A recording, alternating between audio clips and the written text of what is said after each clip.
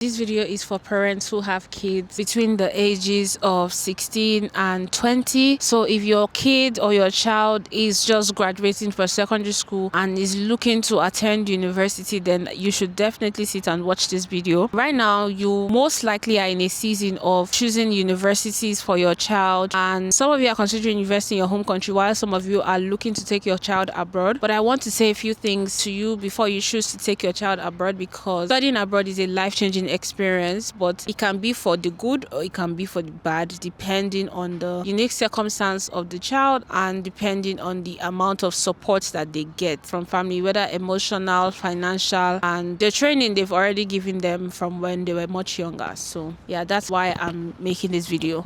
So first thing I would like to talk about is, should your child study abroad?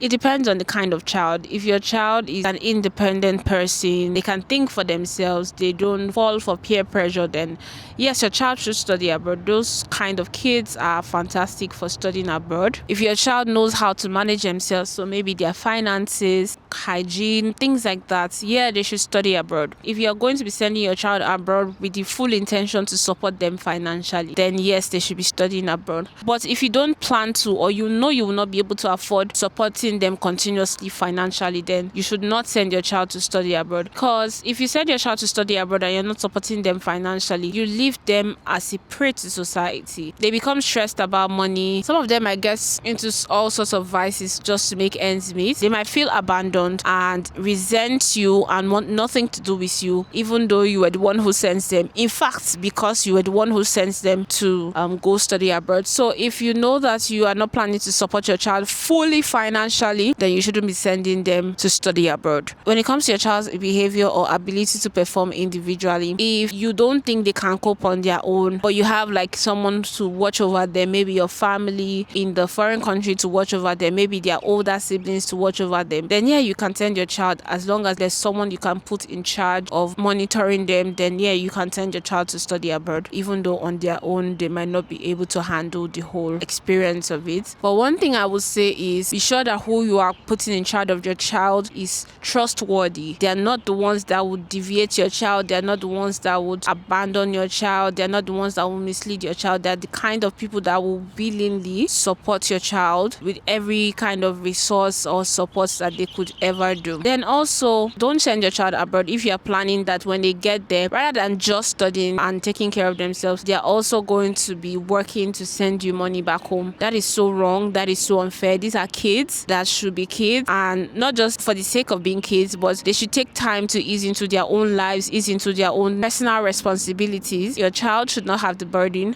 of taking care of you while they live abroad. That is so unfair for such young kids. If it's an adult, yeah, I mean, an adult knows why he or she's going there, but like a child that's 16 to 20, they should ideally be dependent on you. If they're not on a scholarship, they should be dependent on you. And even if they're on a scholarship, try your best to send them money as much as possible, because people talk about scholarships as though the money that they give you in the scholarship is like going to change your life. For most scholarships, it's not going to change your life. It's going to be enough to just survive. In fact, some of them might not even be enough to survive. Then you have to do other things to get extra income.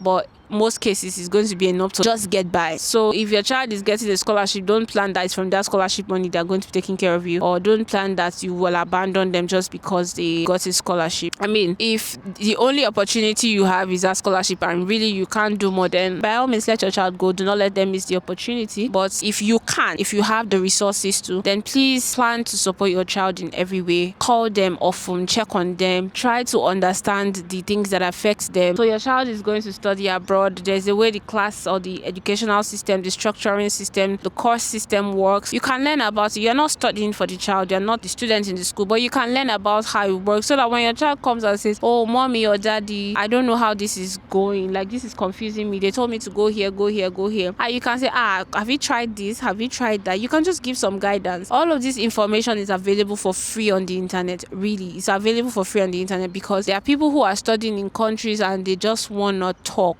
and they set their camera and make videos and share free information about how the educational system is working or how the classes are being structured. And if there's nobody making videos about that, but you've seen videos about like that particular country, someone maybe from your country who lives there, you can text them, try to contact them and say, do you know anybody studying in this country? Maybe let's just say your child is going to study in Slovenia, for example. You can reach out to somebody who is living in Slovenia and say, please, do you know anybody who studies in Slovenia? Please, can you connect me with them? My child is coming to study in Slovenia and I would like to make inquiries about how educational system works. Book a meeting with such a person, like a voice call, video call. Just learn about the whole experience, because that preempts information is going to help your child in preparing adequately for the new experience they're about to have. And also seeing that effort from your end, remind them that they're not alone. So regardless of whatever challenges they are facing in this new country where they're studying, they will feel confident that they are loved at home. They will find it easier to reach out for support, for help, to share their pains, to share their struggles. Be a listening ear to your child. If you've been a harsh parent before now and you're sending your child abroad, change your stance completely, change your approach to life completely, so that your child can be able to talk to you. So I know I keep mentioning parents, but some of the people who will be watching these videos are older siblings or guardians of children going abroad, uncles, aunties. These are your children, whether you birth them or whether you are in charge of them in one way, emotionally or morally or the other, financially, whatever it is. These are your children, and so you must try to be there for them, because the glitz and the glams of study abroad is real, but it fades really fast when you are hit with the realities of being a student in a foreign country.